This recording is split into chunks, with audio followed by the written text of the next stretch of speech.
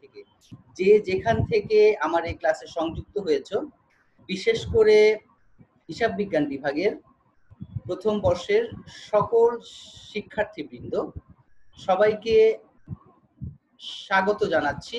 আসসালামু আলাইকুম ওয়া রাহমাতুল্লাহি ওয়া বারাকাতুহু। আমি মোহাম্মদ জামাল, অ্যাসোসিয়েট প্রফেসর, হিসাব বিজ্ঞান বিভাগ, ঢাকা সিটি কলেজ। আজকে আমরা যেটা নিয়ে কথা বলবো সেটা হচ্ছে তোমাদের প্রিন্সিপালস অফ অ্যাকাউন্টিং এই কোর্সের চ্যাপ্টার নাম্বার 6। আজকের আমাদের লেকচার নাম্বার 7। আজকে আমরা লেকচারে দেখব AIS, accounting and information system. প্রথমে দেখবো অ্যাকাউন্টিং সিস্টেম, এরপরে দেখবো অ্যাকাউন্টিং অ্যান্ড ইনফরমেশন সিস্টেম। তোমরা অনেকে আগে নাম শুনেছো অ্যাকাউন্টিং অ্যান্ড ইনফরমেশন সিস্টেম। তার আগে সবাইকে আমি সবার জন্য আমি কামনা করছি যে সবাই যেন সুস্থ আছো, ভালো আছো, সেফলি আছো, বাসায় সবাই নিরাপত্তার সাথে আছো। তো ঠিক আছে, চলো আমরা ক্লাস শুরু করি। ওকে, অ্যাকাউন্টিং সিস্টেম অর্থাৎ হিসাব বিজ্ঞানের যে পদ্ধতি, হিসাব বিজ্ঞানের যে পদ্ধতিগুলো রয়েছে, এই হিসাব বিজ্ঞান পদ্ধতিগুলোকে এখন আমরা প্রধানত দুটি ভাগে ভাগ করি। তিনটি রয়েছে, তবে প্রধানত দুটি ভাগে ভাগ করি। একটা হচ্ছে ম্যানুয়াল সিস্টেম আর একটা হচ্ছে মেকানাইজড অথবা মেকানিক্যাল সিস্টেম। ম্যানুয়াল সিস্টেমটা কি? দেখো, এই যাবত তোমরা ক্লাস 9 10-এ যা যা হাতে কলমে শিখে এসছো যে লেনদেন চিহ্নিতকরণ, জাবেদাভুক্তকরণ, খতিয়ানে স্থানান্তরকরণ, রেওয়া মিল, সমন্বয় দাখিলা সমন্বিত রেওয়া মিল, এরপরে আর্থিক বিবরণী যে প্রস্তুতগুলো করেছো, এই সমস্ত জিনিস আমরা খাতায় কলমে করেছি। এগুলো ছিল আমাদের ম্যানুয়াল সিস্টেম বা ম্যানুয়াল পদ্ধতি।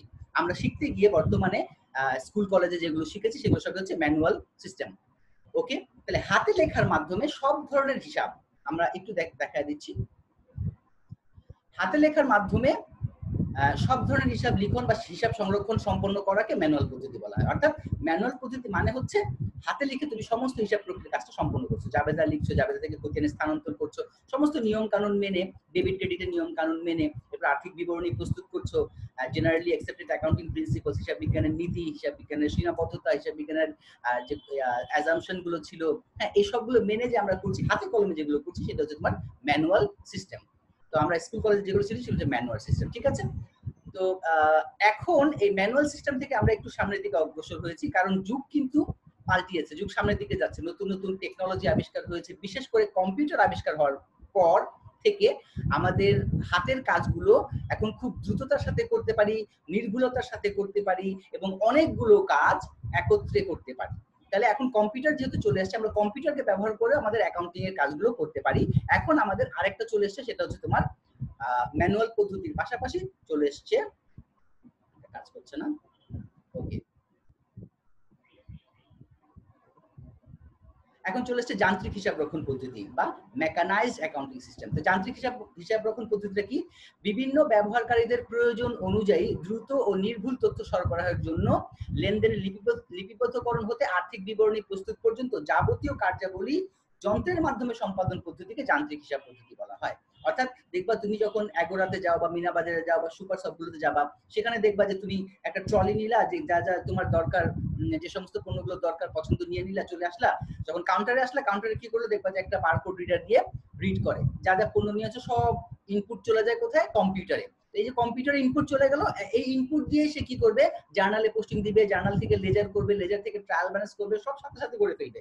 ইভেন তুমি যদি চাও আর্থিক বিবরণীও সাথে সাথে বের করে দেবে। প্রত্যেকটা ট্রানজাকশনের পরপরই এই লেনদেনের প্রভাব সব জায়গায় পড়ে যাবে। তার মানে এখন আমাদের এই যে হিসাব রক্ষণ পদ্ধতি, এই হিসাব রক্ষণ পদ্ধতি সম্পূর্ণ চলে গিয়েছে যান্ত্রিক পদ্ধতিতে। যদি আমরা এটাকে ব্যবহার করি, এক একটা প্রতিষ্ঠান এক একটা ব্যবহার করে।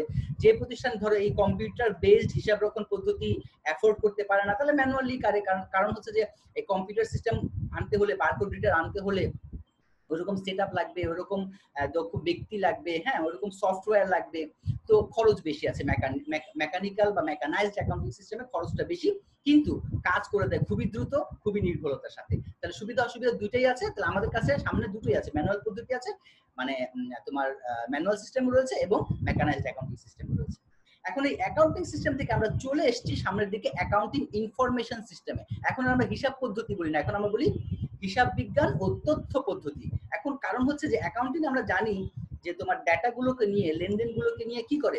প্রক্রিয়াকরণের মাধ্যমে তথ্য সৃষ্টি করে, তথ্য তৈরি করে এবং তার প্রয়োজনীয় ব্যবহারকারীকে সরবরাহ করে। তার মানে হিসাব বিজ্ঞান এখন একটা পদ্ধতি না, এটা এখন একটা তথ্য পদ্ধতি হয়ে গেছে। তাহলে এখন আমরা চলে এসেছি কোথায়? এখন আমরা চলে এসেছি অ্যাকাউন্টিং এন্ড ইনফরমেশন সিস্টেমে। তাহলে আসলে দেখি এআইএস বা অ্যাকাউন্টিং এন্ড ইনফরমেশন সিস্টেম বলতে কি বোঝায়। দেখো এখানে বলছে অ্যান অ্যাকাউন্টিং ইনফরমেশন সিস্টেম বা সংক্ষেপে বলে এআইএস ইজ দ্য স্ট্রাকচার, এটা হচ্ছে একটা কাঠামো, স্ট্রাকচার, হ্যাঁ, গঠন প্রণালী বা কাঠামো, এমন একটা structure that a business uses to collect, store, manage, process, retrieve and report its financial data. অর্থাৎ এমন একটা structure, accounting and information system বলতে এমন একটা স্ট্রাকচার বোঝাচ্ছে যে স্ট্রাকচারটা একটা ব্যবসা প্রতিষ্ঠান ব্যবহার করার মাধ্যমে, যে স্ট্রাকচারের মাধ্যমে তোমার আর্থিক যে ডাটাগুলো রয়েছে সেই ডাটাগুলোকে কালেক্ট করে, স্টোর করে, ব্যবস্থাপনা করে, প্রক্রিয়াজাত করে এবং সেখান থেকে তথ্যগুলো বের করে, রিপোর্ট আকারে তথ্যগুলো বের করে এবং বের করে কি করে, যারা প্রয়োজনীয় ব্যবহার করেছে তাদের নিকটে সরবরাহ করে দেয়। So it can be used by, তাই এই তথ্যটা কারা কারা ব্যবহার করতে পারে, it can be used by accountant, consultant, হিসাব বিজ্ঞানীরা এটা ব্যবহার করতে পারে, কনসালটেন্টরা অ্যাকাউন্টিং এন্ড ইনফরমেশন সিস্টেম ব্যবহার করতে পারে, বিজনেস অ্যানালিস্ট যারা ব্যবসায়িক বিশ্লেষণ করতে চায় তারা ব্যবহার করতে পারে accounting and information system, managers তো obviously, chief financial officer, auditor, regulatory bodies মানে নিয়ন্ত্রণকারী সংস্থা এন্ড ট্যাক্স এজেন্সিজ এবং আয়কর কর্তৃপক্ষ সবাই এই অ্যাকাউন্টিং ইনফরমেশন সিস্টেম থেকে তথ্য নিয়ে ব্যবহার করতে পারে। এই ছিল আমাদের অ্যাকাউন্টিং এন্ড ইনফরমেশন সিস্টেম। তাহলে অ্যাকাউন্টিং এন্ড ইনফরমেশন সিস্টেম হচ্ছে কোন একটা কারবারি প্রতিষ্ঠানের এমন একটা স্ট্রাকচার যে স্ট্রাকচারের মাধ্যমে আর্থিক তথ্যগুলোকে, ডেটাগুলোকে, তথ্য এবং উপাত্তগুলোকে কালেক্ট করা হয়, সংগ্রহ করা হয়, সংরক্ষণ করা হয়, প্রক্রিয়াজাত করা হয় এবং তথ্য সেখান থেকে তৈরি করে রিপোর্ট আকারে বের করা হয় এবং প্রয়োজনীয় যারা ব্যবহারকারী রয়েছে, অ্যাকাউন্টেন্ট আছে, কনসালটেন্ট আছে, বিজনেস অ্যানালিস্ট আছে, ম্যানেজার আছে, সিএফওস আছে, অডিটর আছে, এদের নিকটে পৌঁছে দেয়। হ্যাঁ, এই পৌঁছে দেওয়ার যে স্ট্রাকচারটা বা গঠনটা সেটাকে বলা হচ্ছে অ্যাকাউন্টিং এন্ড ইনফরমেশন সিস্টেম। এখন এই অ্যাকাউন্টিং এন্ড ইনফরমেশন সিস্টেম প্রত্যেকটা ব্যবসা প্রতিষ্ঠানের জন্য আলাদা আলাদাভাবে ডিজাইন করতে হয়। ডিপেন্ড করছে যে ওই ব্যবসা প্রতিষ্ঠানের আকার কি রকম রয়েছে, লেনদেনের প্রকৃতি কি রকম রয়েছে, এরপরে সেটা কি ম্যানুয়াল না মেকানাইজ, সবগুলোর উপরে ভিত্তি করে তোমার এই অ্যাকাউন্টিং এন্ড ইনফরমেশন সিস্টেমটা ডেভেলপ করতে হয়। তাহলে এই সিস্টেমটা ডেভেলপ করতে তোমাকে কিছু কিছু জিনিস লাগে। আচ্ছা, একটা কথা বলে নেই, এই ডেফিনেশনের কাছাকাছি একটা ডেফিনেশন দিয়েছে উইকিপিডিয়া। উইকিপিডিয়া বলছে an accounting as an information system, মানে অ্যাকাউন্টিং এখন এক হয়ে গেছে ইনফরমেশন সিস্টেম, তথ্য পদ্ধতি, is a system of collecting, storing and processing, আগের মতোই collecting, storing and processing financial and accounting data that are used by decision makers. ওখানে স্পেসিফিক ভেঙে ভেঙে নাম বলেছিল, আর এখানে উইকিপিডিয়া সেটাকে বলছে যে ডিসিশন মেকার্স। ওখানে ছিল তোমার অ্যাকাউন্টেন্ট, কনসালটেন্ট, বিজনেস অ্যানালিস্ট ইত্যাদি ইত্যাদি। তো যেটা বলছিলাম, আমরা ব্যাক করো, যে একটা অ্যাকাউন্টিং এন্ড ইনফরমেশন সিস্টেম একটা অর্গানাইজেশনের, একটা প্রতিষ্ঠানের কেমন হবে বা কিরকম হওয়া উচিত, এটা কিন্তু ডিজাইন করতে হয়। ডিজাইন করার আগে তোমাকে এই অ্যাকাউন্টিং এন্ড ইনফরমেশন সিস্টেমের কতগুলো নীতি রয়েছে, মৌলিক নীতি, এই নীতিগুলোকে যদি অনুসরণ করে করো, তাহলে এই অ্যাকাউন্টিং এন্ড ইনফরমেশন সিস্টেম অর্থাৎ হিসাব বিজ্ঞান তথ্য পদ্ধতি, ওই প্রতিষ্ঠানের হিসাব বিজ্ঞান তথ্য পদ্ধতিটা একেবারেই তোমার মানে এফিশিয়েন্ট হবে, ইফেক্টিভ হবে। তাহলে কি কি নীতিগুলো অনুসরণ করতে হবে? এই চারটা নীতি অনুসরণ করতে হবে, যাকে আমরা বলছি প্রিন্সিপালস অফ এআইএস অথবা principles of accounting and information system. প্রথম যেটা হচ্ছে সেটা হচ্ছে ব্যয় সুবিধা নীতি, যেটাকে আমরা ইংরেজিতে বলছি কস্ট বেনিফিট প্রিন্সিপাল। এই কস্ট বেনিফিট প্রিন্সিপালটা কি? কস্ট বেনিফিট প্রিন্সিপালটা হচ্ছে যে একটা ব্যবসা প্রতিষ্ঠানের অ্যাকাউন্টিং এন্ড ইনফরমেশন সিস্টেমটা এমন ভাবে ডিজাইন করতে হবে যেন এই সিস্টেমটা ডিজাইন করতে যে খরচটা হবে, তার থেকে এই সিস্টেম থেকে প্রাপ্ত সুবিধাটা যেন বেশি হয় অথবা কমপক্ষে সমান হয়। এই নীতির অনুসরণ করতে হবে। তার মানেটা কি বুঝলাম না। মানেটা হচ্ছে তুমি যদি একটা ছোটখাটো ব্যবসা প্রতিষ্ঠানের জন্য কম্পিউটার নিয়ে আসো, বারকোড রিডার নিয়ে আসো, একটা সফটওয়্যার কিনে নিয়ে আসো, অনেক লক্ষ টাকা দিয়ে, ৮০,০০০ টাকা দিয়ে, ৯০,০০০ একটা সফটওয়্যার কিনে নিয়ে আসো, অথচ তোমার ব্যবসা প্রতিষ্ঠানটা ছোটখাটো, বেশি লেনদেন নাই, তাহলে ওর জন্য কিন্তু এটা মানানসই হবে না। তাহলে ওর জন্য তুমি যদি এই মেকানাইজড অ্যাকাউন্টিং সিস্টেম করো, বা আরো অনেক ভাউচিং সিস্টেম আছে, অথবা ধরো ভাউচারের সিস্টেম করা আছে, তারপরে ক্যাশ বুকের সিস্টেম করা আছে, আরো যে সিস্টেমগুলো আছে, খালি তো তোমার ওই কম্পিউটারের সিস্টেমটাই অ্যাকাউন্টিং সিস্টেম না, আরো বেশ কিছু আছে, আমি সামনে আরো আলোচনা করব। তাহলে তোমার এই অ্যাকাউন্টিং সিস্টেমটা যে তুমি ডেভেলপটা করবা, যে খরচটা হবে, সেই খরচের বিনিময়ে প্রাপ্ত সুবিধা যেন তার চেয়ে বেশি হয়।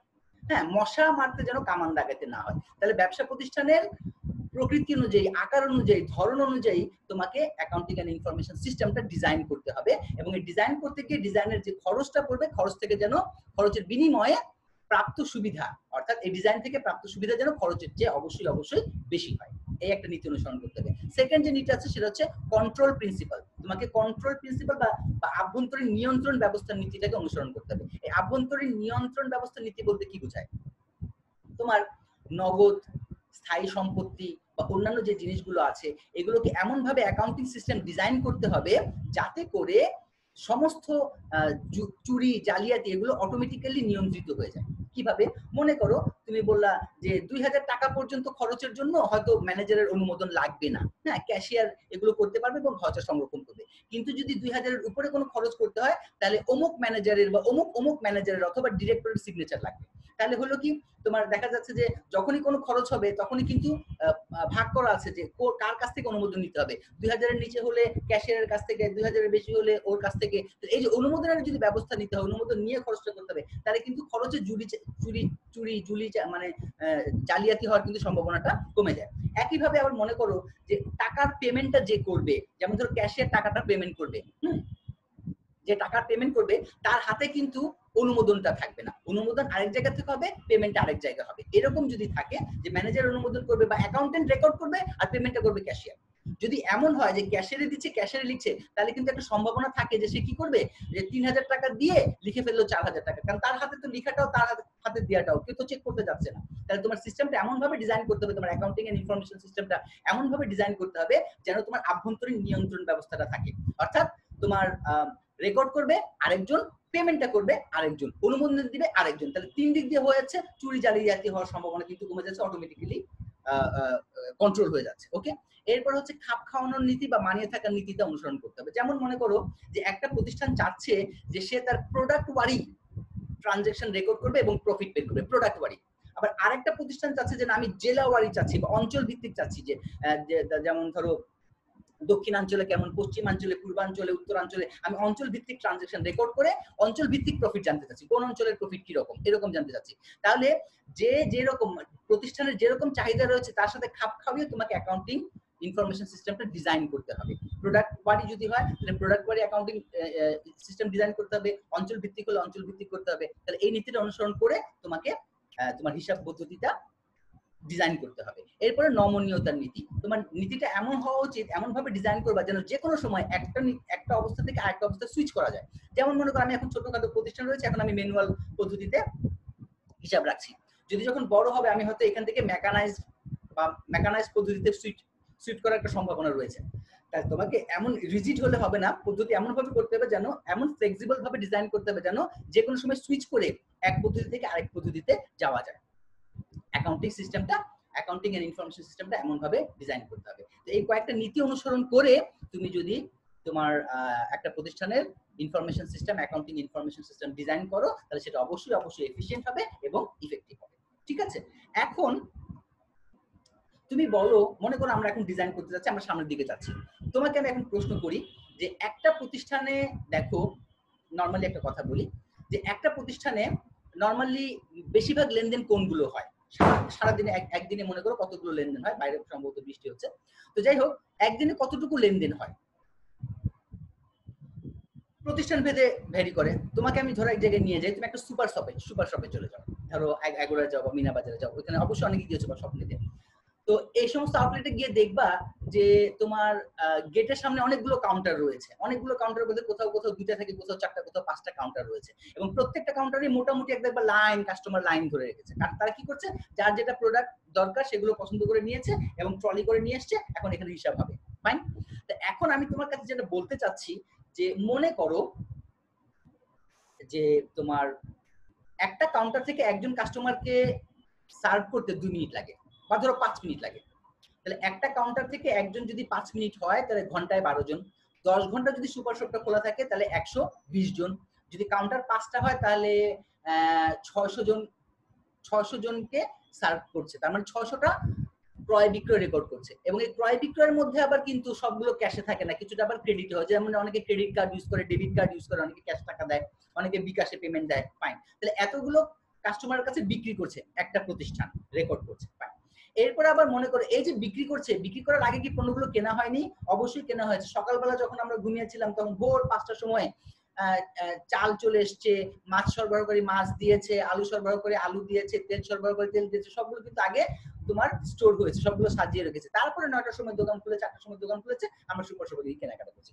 আমার বলার উদ্দেশ্য হচ্ছে যে একটা প্রতিষ্ঠানে কিন্তু প্রচুর সংখ্যক লেনদেন হয়। এই যে 500-600 লেনদেন হয়, ক্রয় হয়, বিক্রয় হয়, এতগুলো লেনদেন যদি আমরা ম্যানুয়াল সিস্টেমে হোক বা ট্র্যাডিশনাল সিস্টেমে যদি রেকর্ড করতে চাই, তাহলে একটু চিন্তা করে দেখো, যখন আমাদেরকে 10টা ক্লাস 9-10 অথবা এইচএসসি তে যখন 10টা ট্রানজাকশন দিয়ে বললো জাবেদা করো, খতিয়ানে স্থানান্তর করো, রেয়ামিল প্রস্তুত করো, তো 10টা ট্রানজাকশন যদি হয়, তাহলে 10টা ট্রানজাকশনের জন্য একটা ডেবিট একটা ক্রেডিট, 20টা। এরপরে আবার কি আসবে, সেই সাথে আবার ব্যাখ্যা লাগবে। হ্যাঁ, ব্যাখ্যা লাগবে বলতে কি বোঝাচ্ছে? আচ্ছা আমি বলছি, ব্যাখ্যা লাগবে বলতে এখানে একটু প্রবলেম হচ্ছে।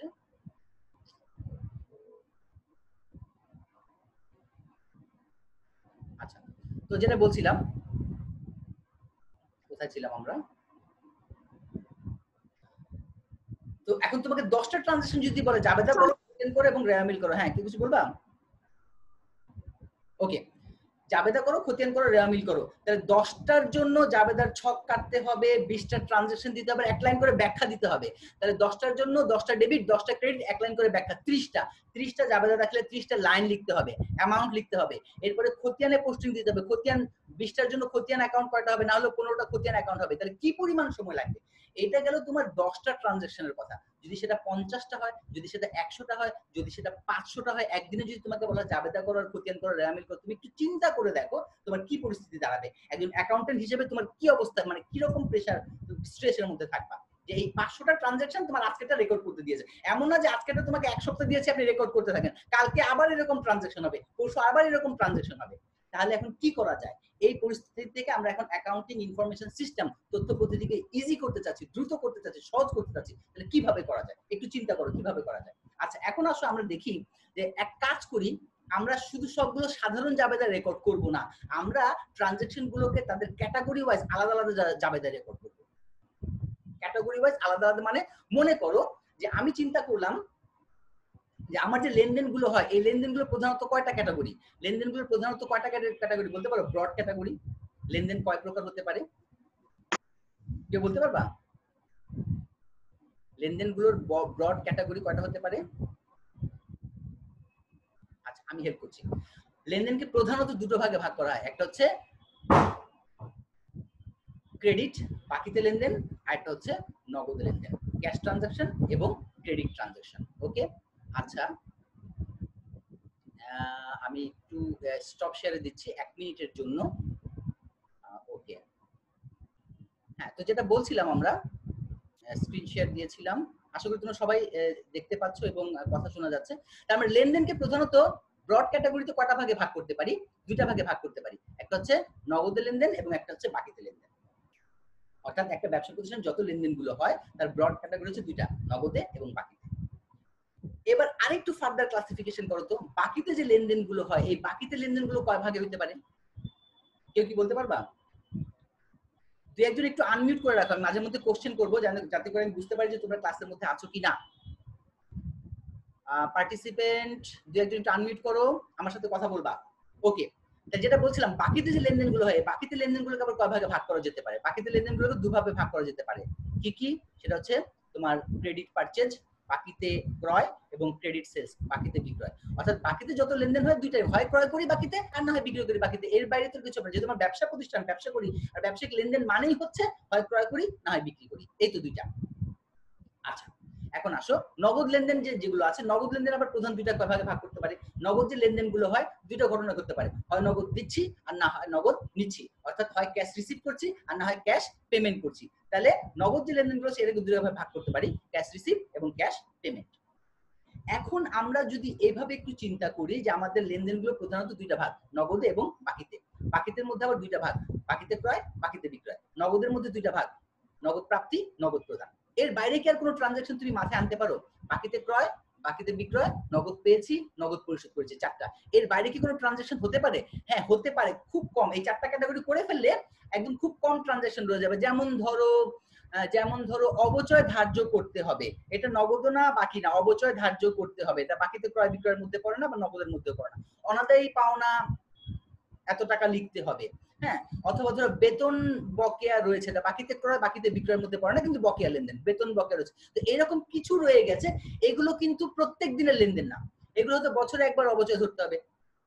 বেতন বকেয়া আছে মাসে হয়তো একবার, খুব ছিটাফোটা, কিন্তু প্রত্যেক দিনে যে 600টা ক্রয় আর 600টা বিক্রয়, ওই যে সুপার শপে দেখলাম, আর 100টা ক্রয়, এই লেনদেন গুলোকে আমরা ক্যাটাগরাইজ করে ফেললাম। কেন ক্যাটাগরাইজ করলাম তুমি দেখো, একটু চিন্তা করে দেখো। মনে করো যে আমরা এদিকে তোমাকে একটা উদাহরণ দেখাচ্ছি। এই যে ক্যাটাগরাইজটা করলাম, এই ক্যাটাগরাইজ করার সুবিধাটা আমরা কিভাবে একটু বলছি। মনে করো আমি বাকিতে ক্রয় করেছি, মাছওয়ালার কাছ থেকে ক্রয় করেছি, মিস্টার এক্স এর কাছ থেকে ক্রয় করেছি 10,000 টাকা, ওকে। আবার ধরো তোমার চালওয়ালার কাছ থেকে চাল ক্রয় করেছি বাকিতে, ওয়াই এর কাছ থেকে বাকিতে ক্রয় করেছি, আবার জেড এর কাছ থেকে বাকিতে ক্রয় করেছি। তো এরকম যত বাকিতে ক্রয় আছে সবগুলোর জন্য আমাকে একটা জাবেদা দিতে হয়। কিভাবে দিতে হয়? ক্রয় debit, purchase debit, accounts payable বা পাওনাদার বা প্রদেয় হিসাব ক্রেডিট। আবার ব্যাখ্যা লিখতে হয়, যেহেতু এক্স এর নিকট হতে ধারে পণ্য ক্রয় করা হলো। আবার ওয়াই এর জন্য যেটা কিনেছি সেটা আবার কি লিখছি?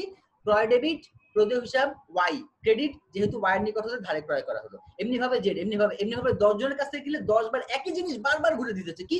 ক্রয় ডেবিট, প্রদেয় হিসাব ক্রেডিট, শুধু চেঞ্জটা কোথায় হচ্ছে? এক্স ওয়াই জেড, এটুকু চেঞ্জ হচ্ছে।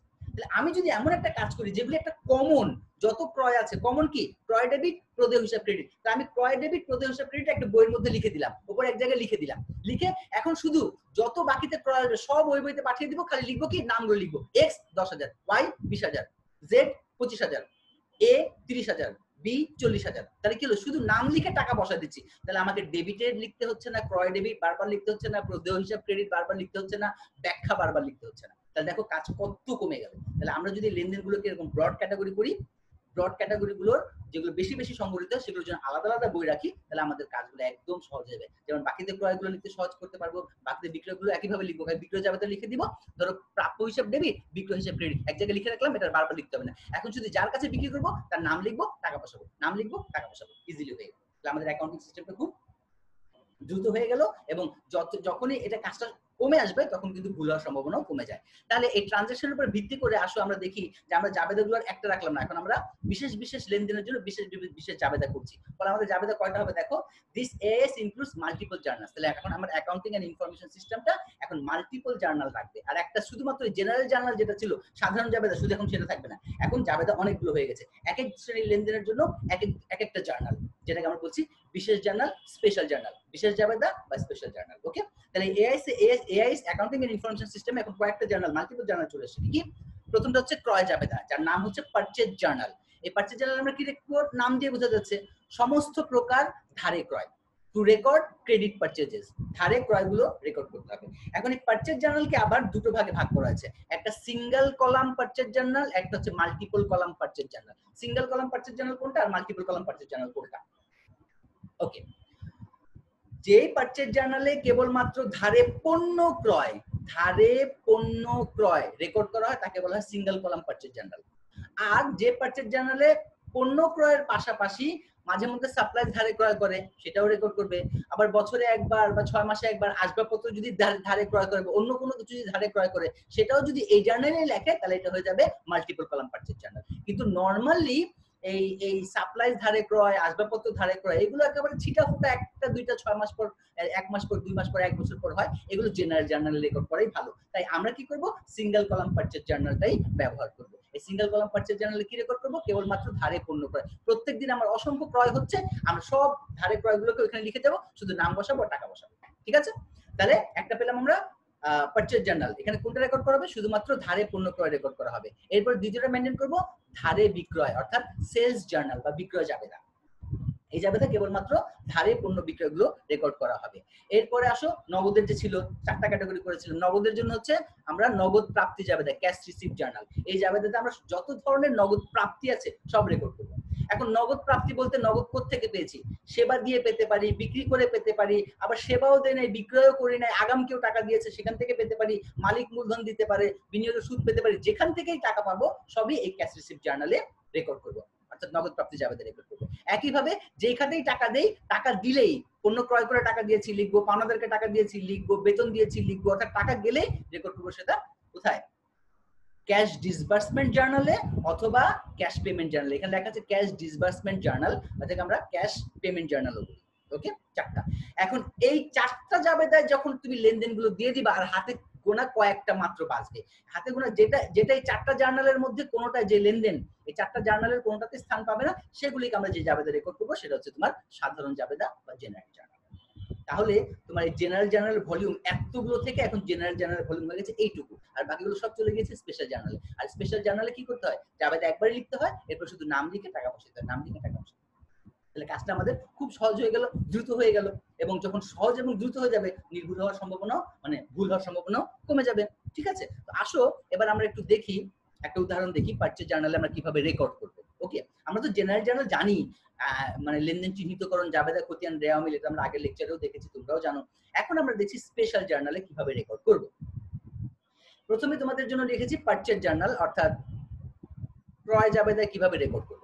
তাহলে ক্রয় জাবেদা রেকর্ড করার জন্য কোনগুলো রেকর্ড করবো, শুধুমাত্র ধারে পণ্য ক্রয়। তো আসলে তোমাকে কতগুলো ধারে পণ্য ক্রয় দিয়েছে, এখানে দেখো 2009 সালের জানুয়ারি মাসের 1 তারিখে তোমার এখানে বলছে enter the following transactions in a purchase journal and post them in a general ledger and accounts payable subsidiary ledger. এখানে আবার সামনের দিকে আলোচনা করব জেনারেল লেজার এবং সাবসিডিয়ারি লেজার। তো প্রথমে আমরা লেনদেনগুলো একটু দেখে নিই। ওকে, জানুয়ারি 1, 2009 এই তারিখে purchase merchandise from Ahmed and company on account taka 42,000। Purchase merchandise, merchandise বলতে কি বোঝাচ্ছে, পণ্য, ব্যবসায়িক পণ্য। ব্যবসায়িক পণ্য ক্রয় করেছি কার কাছ থেকে, Ahmed and company on account. দেখো আহমেদ এন্ড কোম্পানি নামও বলেছে আবার অন অ্যাকাউন্টও বলেছে। তো যদি নাম বলে অন অ্যাকাউন্ট নাও বলে তাও তুমি ধরে নেবে সেটা বাকিতে। আবার এছাড়া বাকিতে বোঝার আরেকটা উপায় হচ্ছে যে টার্মস দেওয়া থাকবে 210 নেট 30। এর মানে আমরা আগে জেনেছি, আবারও বলছি 210 নেট 30 মানে হচ্ছে ক্রয় বিক্রয়ের থেকে 10 দিনের মধ্যে দেনাপাওনা পরিশোধ করা হলে 2% ছাড় পাওয়া যাবে, নতুবা 30 দিনের মধ্যে টাকা শোধ করতে হবে। এরকম টার্ম থাকলেও সেটা হচ্ছে ক্রেডিটের টার্ম, বকেয়ার টার্ম। তার এটা বাকিতে পণ্য ক্রয় করা হয়েছে। বাকিতে 42,000 টাকার পণ্য ক্রয় করা হয়েছে কার কাছ থেকে, আহমেদ এন্ড কোম্পানির কাছ থেকে ক্রয় করা হয়েছে। এটার যদি আমরা জাবেদা দিতাম নরমাল এন্ট্রি, তাহলে কি হতো আমাদের, purchase debit, accounts payable, Ahmed and company credit. আবার পারচেজ করেছি মার্চেন্ডাইজ আমানের কাছ থেকে, আবার লিখতাম purchase debit, accounts payable, Aman and company credit. এমনি ভাবে আমাকে এই পাঁচটার জন্য 10টা ডেবিট আর ক্রেডিট করতে হতো। এখন আমরা কি করব, এগুলোকে সবগুলোকে এমন ভাবে ডিজাইন করে রেকর্ড করব যেন খুব অল্পতেই আমাদের অল্প কাজই হয়ে যায়। কি করব, যেহেতু সবগুলোই ধারে পণ্য ক্রয়, সবগুলো ধারে পণ্য ক্রয়ের জাবেদাটা কি, purchase debit, accounts payable, credit, যদি পিরিয়ডিক ইনভেন্টরি সিস্টেম হয়। আর যদি পারপিচুয়াল ইনভেন্টরি সিস্টেম হয়, পারপিচুয়াল ইনভেন্টরি সিস্টেম আমরা গত ক্লাসে লেকচারে বলেছিলাম, আগের লেকচারগুলোতে আবারও বলছি যে পারপিচুয়াল ইনভেন্টরি সিস্টেম হলে পণ্য ক্রয়ের বেলায় পারচেজ ডেবিট করে না, করে কাকে, মার্চেন্ডাইজ ইনভেন্টরিকে ডেবিট করে। তাহলে প্রতিষ্ঠান কোনটা মেইনটেইন করছে, পিরিয়ডিক ইনভেন্টরি সিস্টেম না পারপিচুয়াল ইনভেন্টরি সিস্টেম, তার উপরে ভিত্তি করে তোমার জাবেদাটা লিখবা। যদি পিরিয়ডিক ইনভেন্টরি সিস্টেম হয় তাহলে purchase debit, accounts payable, credit. আর যদি পারপিচুয়াল ইনভেন্টরি সিস্টেম হয় তাহলে merchandise inventory debit, accounts payable, credit, যে কোনো একটা। তো কোন সিস্টেম ফলো করে, তুমি যখন নিজে একটা প্রতিষ্ঠানের অ্যাকাউন্টেন্ট হবে তখন তো জানবাই। আর যদি কোশ্চেনে দেয় যে তোমাকে স্টুডেন্ট হিসেবে আনসার করতে হবে, তখন তোমাকে কোনো না কোনো ক্লু দিয়ে দিবে যে এই প্রতিষ্ঠান অমুক পদ্ধতি ফলো করে। ওকে, সে অনুযায়ী তুমি দেখবা, পিরিয়ডিক হলে পারচেজ আর পারপিচুয়াল হলে মার্চেন্ডাইজ ইনভেন্টরি। তাহলে জাবেদাটা কি দাঁড়ালো, purchase debit, accounts payable, credit, এই জাবেদাটা আমরা লিখবো, লিখে এক জায়গায় রেখে দিব। হ্যাঁ, এরপর শুধুমাত্র তারিখ বসাবো, নাম বসাবো, টাকা বসাবো। তাহলে আমার ছকটা কেমন হবে, দেখো ছকটা এরকম হবে।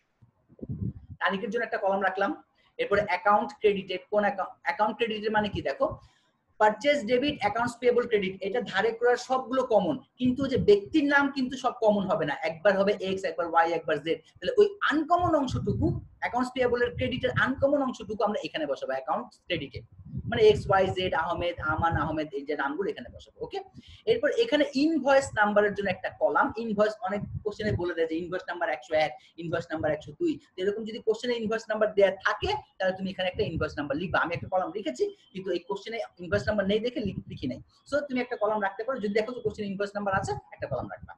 এরপর হচ্ছে টার্মস, টার্ম যেটা আছে 210 নেট 30, 110 নেট 30, অনেক সময় এফওবি, শিপিং পয়েন্ট, ডেস্টিনেশন, এগুলো যদি থাকে তাহলে সেগুলো টার্মসের ঘরে লিখবা। এরপরে রেফারেন্স হচ্ছে জাবেদা থেকে যখন খতিয়ানে পোস্টিং যাবে তখন এই রেফারেন্সের ঘরে টিক দিতে হবে। এখন এখানে কিছু লিখতে হবে না, জাস্ট রেফারেন্সের কলামটা রেখে দিবা। এরপরে মূল জাবেদাটা লিখবা, জাবেদার উপরে লিখে দিবা এই যে purchase debit, accounts payable, credit, অথবা merchandise inventory debit, accounts payable, credit. আমি দুইটা লিখেছি কিন্তু তোমরা কয়টা লিখবা, একটা। ডিপেন্ড করছে কার উপরে, পিরিয়ডিক ইনভেন্টরি সিস্টেম হলে পারচেজ লিখবা, পারপিচুয়াল ইনভেন্টরি সিস্টেম হলে শুধুমাত্র মার্চেন্ডাইজ ইনভেন্টরি লিখবা, ডেবিট, অ্যাকাউন্টস পেয়েবল, ক্রেডিট। জাবেদা লিখে দিলাম, ছক হয়ে গেল। এখন কাজ কি? এখন কাজ হচ্ছে যত ধারে ক্রয় আছে সেগুলোকে দেখবো, তারিখ বসাবো, কার কাছ থেকে কিনেছি নাম বসাবো এবং টাকা বসিয়ে দেবো। তো ব্যাক করি। প্রথমটা ছিল আহমেদ এন্ড কোম্পানির কাছ থেকে 42,000 টাকার পণ্য ক্রয় করেছি 1 তারিখে। তাহলে 1 তারিখে আহমেদ এন্ড কোম্পানি 42,000 টাকার পণ্য ক্রয় করেছি। এই যে 1 তারিখ আহমেদ এন্ড কোম্পানি 42,000 টাকার পণ্য ক্রয় করেছি। ও সময় শেষ হয়ে যাচ্ছে। টার্মস হচ্ছে 210 নেট 30। ঠিক আছে? এমনি ভাবে purchase merchandise from Aman and company on account taka 17,000। Aman and কোম্পানির কাছ থেকে আমরা 17,000 টাকার পণ্য ক্রয় করেছি। কাজ কি হবে? তারিখ লিখবো, তারিখ হচ্ছে 2, নাম হচ্ছে আমান এন্ড কোম্পানি, টার্মস হচ্ছে 310 নেট 30, টাকা হচ্ছে 17,000। তাহলে এমনি ভাবে জাস্ট তারিখ বসাবো, নামগুলো বসাবো, টার্মস গুলো বসাবো, টার্মস থাকলে বসাবো আর টাকাগুলো বসাবো, যোগ করে দেবো, হয়ে গেল। তেমনি ভাবে এখানে মাত্র আমরা কয়টা লিখেছি? 5টা। যদি 100টাও হয় তাহলে চিন্তা করো, শুধু 100টা তারিখ লিখবা, নাম বসাবা, টাকা বসাবা, তোমার হয়ে গেল, জার্নাল করা হয়ে গেল। ঠিক আছে? আচ্ছা, এটা ছিল তোমার পারচেজ জার্নাল। এখন যেটা কি করতে হবে, মাসের শেষে তোমার এই যে টোটাল টাকাটা আছে 1,15,000, এই টোটাল টাকাটার উপর এটা কিন্তু স্পেশাল জার্নাল, বিশেষ জাবেদা, এখান থেকে একটা জেনারেল জার্নাল দিতে হবে। যদি কোশ্চেনে চাই দিবা, না চাইলে দিতে হবে না, বাস্তবে দিতে হবে, কিন্তু কোশ্চেনে না চাইলে দেওয়ার দরকার নেই। তাই জেনারেল জার্নালটা কি হবে? এই 1,15,000 টাকার উপরে জেনারেল জার্নাল হবে এই যে এরকম, merchandise inventory debit, accounts payable credit, অথবা purchase debit, accounts payable credit. Okay, তাহলে আসো আমরা একটু জেনারেল জার্নালে চলে যাচ্ছি। এই যে জেনারেল জার্নাল, জেনারেল জার্নাল যদি পিরিয়ডিক ইনভেন্টরি সিস্টেম হয় তাহলে purchase debit, accounts payable credit 1,15,000। তারিখ কোনটা হবে? তারিখ হবে ওই মাসের শেষের তারিখ। যদি জানুয়ারি হয় জানুয়ারি 31, যদি ফেব্রুয়ারি হয় ফেব্রুয়ারি 28। এই জন্য আমি তারিখটা লিখি নাই, বলে দেওয়ার জন্য যে ওই মাসের শেষের তারিখে। ঠিক আছে? শেষের তারিখ। যদিও তোমার ট্রানজাকশন 15 তারিখে শেষ হয়েছে, কিন্তু তোমাকে এখানে জেনারেল জার্নালটা দিতে হবে ওই মাসের শেষ তারিখে। ওকে, আচ্ছা, এরপরে যদি পারপিচুয়াল ইনভেন্টরি সিস্টেম হয় তাহলে জার্নাল এন্ট্রিটা কি হবে? Merchandise inventory debit, accounts payable credit. ঠিক আছে? এইগুলো তোমার জেনারেল জার্নাল। এখন জেনারেল লেজার, জেনারেল লেজারে কি কি হবে? জেনারেল জার্নালে যা যা হয়েছে, purchase debit, accounts payable credit, দুইটা অ্যাকাউন্ট আছে, দুইটা জেনারেল লেজার করবা, পারচেজ অ্যাকাউন্ট এবং অ্যাকাউন্টস পেয়েবল অ্যাকাউন্ট। আর লেজার তো প্রস্তুত করতে আমরা জানি। ধরো পারচেজ অ্যাকাউন্ট ডেবিট আছে 1,50,000, 1,15,000, আমরা যাব এই যে পারচেজ অ্যাকাউন্ট ডেবিট 1,15,000, অপোজিট অ্যাকাউন্টের নাম লিখবো অ্যাকাউন্টস পেয়েবল, লিখে টাকা ব্যালেন্সের ঘরে বসিয়ে দিব। এই ব্যালেন্সে আমরা এখানে ডেবিট ক্রেডিট পাশে লিখে দিয়েছি। ইচ্ছে বলে ব্যালেন্সে দুইটা কলম করতে পারো, debit credit.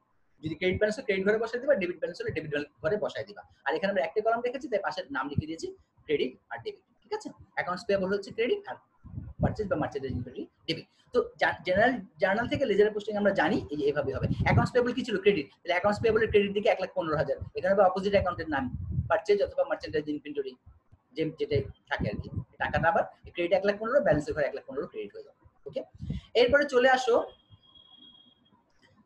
Accounts payable subsidiary laser. এই সাবসিডিয়ারি লেজার কাকে বলে? দেখো, আমরা যখন অ্যাকাউন্টস পেয়েবল ক্রেডিট করেছি 1,15,000 টাকা, এদিকে দেখো অ্যাকাউন্টস পেয়েবল ক্রেডিট 1,15,000, এখানে কিন্তু বোঝা যাচ্ছে না আমি কে আমার কাছে কত টাকা পায়। আমরা কিন্তু আহমেদের কাছ থেকে কিনেছি, আহসানের কাছ থেকে কিনেছি, আমানের কাছ থেকে, তিনজন পাওনাদার, কে কত টাকা পায় সেটা কিন্তু এখানে ডিটেইলস লেখা নেই। এখন কি করতে হবে? অ্যাকাউন্টস পেয়েবলের একটা সাবসিডিয়ারি ভেঙে ভেঙে লেজার করতে হবে নামে নামে। নাম কয়টা ছিল? 3টা, আহসান, আমান এবং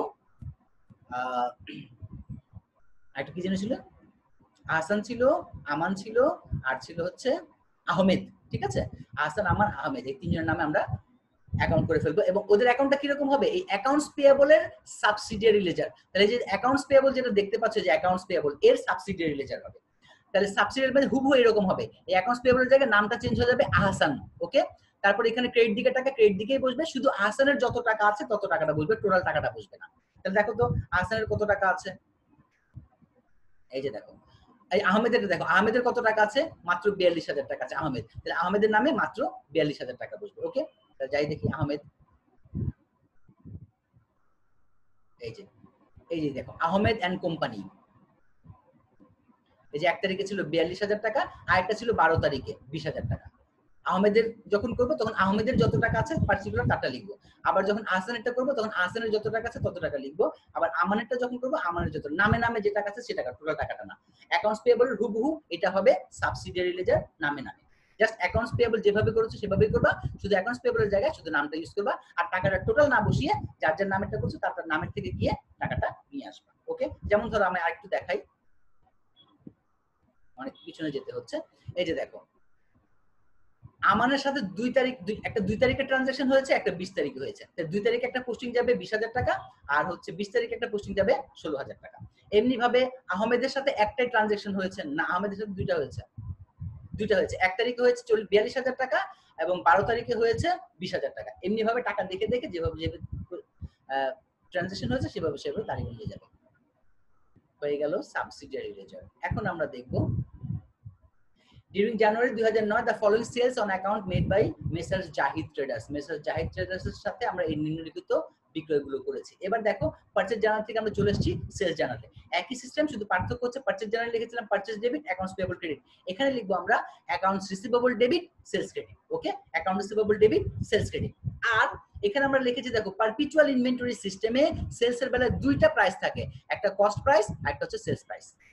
অর্থাৎ পারপিচুয়াল সিস্টেম যখন ফলো করে তখন পণ্য বিক্রির সময় দুইটা প্রাইস দেয়, কত দামে বিক্রি করেছি এবং এই বিক্রিত পণ্যের কেনা দাম কত ছিল, কস্ট অফ গুডস। তো এরকম পারপিচুয়াল থাকলে তোমার এরকম হবে, দেখো একটা এক্সট্রা কলাম হবে। যদি পিরিয়ডিক ইনভেন্টরি সিস্টেম হয় শুধু সেলস প্রাইস থাকবে, তখন শুধুমাত্র এই কলামটা হবে। আর যদি পারপিচুয়াল হয় তখন কস্ট প্রাইসও থাকবে, কস্ট প্রাইসের জন্য আরেকটা হবে। ওকে, যাদের কি হবে, ডেট তো থাকবেই, অ্যাকাউন্টস ডেবিটেড মানে অ্যাকাউন্ট রিসিভেবলের নাম যার যার ডেবিট সেটা লিখতে হবে, terms as usual, reference as usual, invoice number থাকলে লিখতে হবে, এই যেখানে ইনভয়েস নাম্বার আছে তাই ইনভয়েস নাম্বার লিখেছি। এরপর হবে account receivable debit, sales credit. এটা হচ্ছে পিরিয়ডিক ইনভেন্টরি সিস্টেমে একটাই। আর যদি পারপিচুয়াল হয় তাহলে এক্সট্রা একটা দিতে হবে, cost of goods sold debit, merchandise inventory credit. Okay, এখানে কোন টাকাটা বসবে, কস্ট প্রাইসটা বসবে। তাহলে আসো আমরা একটু দেখি। Sold merchandise to Farid brothers, Farid brothers এর কাছে বিক্রি করেছি 20,000 টাকার পণ্য, এটার কস্ট প্রাইস ছিল 16,000। তাই জানুয়ারি 1 ফরিদ ব্রাদার্স ওকে 20,000 টাকার পণ্য বিক্রি করেছে, account receivable debit, sales credit, শেষ। যদি পিরিয়ডিক ইনভেন্টরি সিস্টেম হতো এখানেই শেষ, কিন্তু যেহেতু এটা পারপিচুয়াল ইনভেন্টরি সিস্টেম এবং কস্ট প্রাইসও আছে তাহলে কস্ট প্রাইসটা বলবে এখানে, cost of goods sold debit, merchandise inventory credit. এমনি ভাবে তারিখ অনুযায়ী নামগুলো বসাবা এবং টাকাগুলো বসাই দিবা, হয়ে গেল সেলস জার্নাল, সিম্পল। এরপরে অ্যাজ ইউজুয়াল তুমি লেজার গুলো করবা, লেজার গুলো আমি আর দেখাই নাই।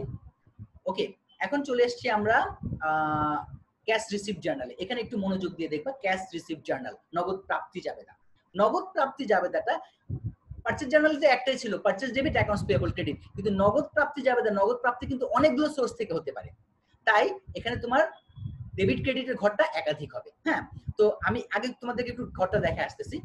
ডেট তো থাকবেই, আচ্ছা এটা কি ক্যাশ রিসিভ জার্নাল, তাহলে নগদ প্রাপ্তি জাবেদা, নগদ প্রাপ্তি জাবেদা যদি হয় তাহলে ক্যাশ আমরা পাচ্ছি, নগদ প্রাপ্তি ক্যাশ ডেবিট, তাহলে ডেবিট দিকে হবে ক্যাশ, সেই সাথে হবে ডিসকাউন্ট, ক্যাশের সাথে সাথে ডিসকাউন্ট যাবে, কারণ অনেক সময় যখন আমরা দেনাদারের কাছ থেকে টাকা পাই তখন কিছু ছাড় দিতে হয়, আর ছাড় দিলে সেটা হচ্ছে ডিসকাউন্ট অ্যালাউড, আর ডিসকাউন্ট অ্যালাউড হচ্ছে খরচ, খরচ হবে কি ডেবিট, তাহলে ক্যাশ ডেবিট হলে ডিসকাউন্ট অ্যালাউডও ডেবিট হবে। ওকে, তাহলে ডেবিট দিকে হবে ক্যাশ এবং ডিসকাউন্ট অ্যালাউড। আর ক্রেডিট দিকে কি কি হবে দেখো, আমরা টাকাটা পাচ্ছি কোত্থেকে টাকা পেতে পারি, ম্যাক্সিমাম ক্ষেত্রে কোত্থেকে টাকা পাই, যদি নগদে বিক্রি করি তাহলে সেলস থেকে টাকা পাবো, আর যদি বাকিতে বিক্রি করে থাকি তাহলে দেনাদার সৃষ্টি হচ্ছে, সে আজ হোক কাল হোক টাকাটা দিয়ে দিবে, যখন দিবে তাহলে দেনাদারের কাছ থেকে টাকা পেলাম, এই দুইটা মেজর সোর্স। এছাড়া কোত্থেকে টাকা পেতে পারি, মালিক ক্যাপিটাল বাবদ দিতে পারে বছরে একবার, বিনিয়োগের সুদ পেতে পারি বছরে একবার, মাসে একবার, তাহলে এগুলো ছিটা ফোটা, এগুলোর জন্য আদার্স অ্যাকাউন্ট থাকবে, এগুলোর জন্য আলাদা নাম থাকবে না, শুধু নাম থাকবে সেলস এবং অ্যাকাউন্টস রিসিভেবল। ফলে আমার জাবেদার ছকটা কিরকম হলো দেখো, ডেট থাকবে, account two B credited, credited মানে হচ্ছে কোন খাত থেকে টাকাটা পেয়েছি ওই অ্যাকাউন্টে ক্রেডিট করতে হবে, কারণ ক্যাশ তো ডেবিট হচ্ছে, যে খাত থেকে টাকা পাবো তাকে ক্রেডিট করতে হবে। এরপরে ডেবিট দিকে থাকবে ক্যাশ এবং সেলস ডিসকাউন্ট, যেহেতু ক্যাশ রিসিভ জার্নাল নগদ প্রাপ্তি যাবে না, নগদ পাবো, তাহলে ক্যাশ হবে ডেবিট, সে সাথে হবে সেলস ডিসকাউন্ট ডেবিট। আর ক্রেডিট হবে যেখান থেকে টাকা পাচ্ছি, সেলস থেকে টাকা পাইলে সেলস ক্রেডিট, দেনাদারদের কাছ থেকে টাকা পেলে অ্যাকাউন্ট রিসিভেবল ক্রেডিট, আর এই দুইটা বাদে অন্য কোথাও থেকে টাকা পেলে আদার অ্যাকাউন্ট ক্রেডিট। আর যদি পারপিচুয়াল ইনভেন্টরি সিস্টেম হয় তাহলে সেলসের বেলায় কি থাকবে, সেলসের বেলায় কি থাকবে, কস্ট প্রাইস থাকবে, সেটার জন্য আমার আরেকটা এন্ট্রি লাগবে, cost of goods sold debit, merchandise inventory credit, এখানে কস্ট প্রাইসটা লিখতে হবে। তো আসলে আমরা একটা এন্ট্রি দেখে নিই, আমাদের হাতে সময় বেশি নেই। Habib makes cash investment of taka 80,000 in the business. Habib ব্যবসায় 80,000 টাকা বিনিয়োগ করেছে, যেহেতু হাবিব বিনিয়োগ করেছে আমরা টাকা পেয়েছি, ক্যাশ রিসিভ করেছি, তাহলে cash debit, cash debit, credit করবো কাকে, ক্যাপিটাল, তো আমরা তো ক্রেডিট দিকে ক্যাপিটাল রাখি না, ক্রেডিট রাখছি কি অ্যাকাউন্ট রিসিভেবল এবং সেলস, তাহলে স্বাভাবিকভাবে অ্যাকাউন্ট রিসিভেবল বসবে না, সেলসও বসবে না, তাহলে আদার্স অ্যাকাউন্টে গিয়ে বসবে। ওকে, তাহলে আদার অ্যাকাউন্টে বসলো, এটা কোন নামটা কি ক্যাপিটাল, তাহলে ক্যাপিটাল হবে ক্রেডিট। তাহলে দেখো এই যে দেখো ক্যাশ ডেবিট 80,000 আর আদার অ্যাকাউন্টে গিয়ে বসেছে 80,000। এখন এই আদার বলতে কি বুঝে, অনেক নাম হতে পারে, কি নাম, ক্যাপিটাল, এই এখানে লিখবা ক্যাপিটাল, ওই যে অ্যাকাউন্ট ক্রেডিটেড লেখা আছে এখানে লিখবা ক্যাপিটাল, ক্যাপিটাল থেকে টাকা পাঠিয়েছে। ওকে, এরপরে দেখো ক্যাশ সেলস অফ মার্চেন্ডাইজ টাকা 60,000, কস্ট 50,000, নগদ বিক্রি করেছি 60,000, তাহলে ক্যাশ ডেবিট সেলস ক্রেডিট। এদিকে দেখো এই যে ক্যাশ ডেবিট 60,000, এই যে সেলস ক্রেডিট 60,000 হয়ে গেল। এটা কেনা দাম 50,000, কেনা দাম কোথায় লিখবো, cost of goods sold debit, merchandise credit 50,000।